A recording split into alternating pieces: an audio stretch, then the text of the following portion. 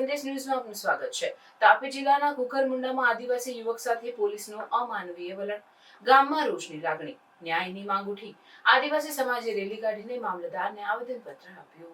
તાપી જિલ્લાના કુકરમુંડા વિસ્તારમાંથી આદિવાસી સમાજ માટે ખળભળાવનારી ઘટના સામે આવી છે, જેમાં પોલીસ કર્મી દ્વારા આદિવાસી યુવાનને નગ્ન કરીને માર માર્યો।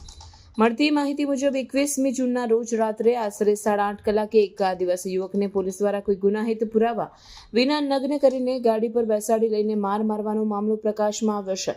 ઘટનાને પગલે સમગ્ર વિસ્તારમાં આક્રોશ છવાઈ ગયો છે અને આદિવાસી સમાજ દ્વારા કડક કાર્યવાહી અને ન્યાયની માંગ કરવામાં આવે છે। આ ઘટનાને લઈને સ્થાનિક સમાજના આગેવાનો, અગ્રણી લોકો તથા પીડિત પરિવારજનોએ કુકરમુંડા મામલતદાર કચેરીમાં આવેદનપત્ર આપી કડક કાર્યવાહી કરવાની માંગ કરી છે। આવેદનપત્ર મુજબ આ ઘટના માત્ર વ્યક્તિગત નથી, પણ સમગ્ર આદિવાસી સમાજના માન સન્માનને આંચ પહોંચાડે તેવી છે।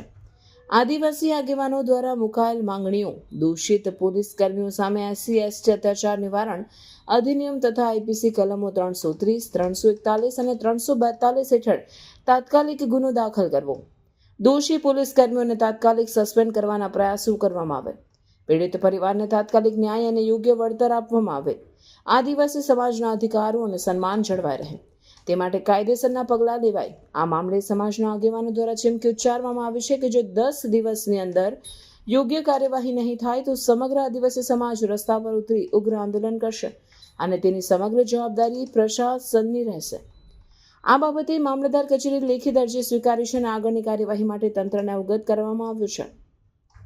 કુકરમુંડામાં પોલીસે આમ જનતાને સુરક્ષા આપવાના બદલે આ પ્રકારની ઘટનાઓને અંજામ આપે છે તેવા આરોપો પણ સ્થાનિકોમાંથી ઉઠી રહ્યા છે। હવે જોવાનું રહ્યું કે તાપી જિલ્લા તંત્ર અને પોલીસ વિભાગ દોષિતો સામે શું પગલાં ભરે છે અને આદિવાસી સમાજને ન્યાય મળે છે કે નહીં।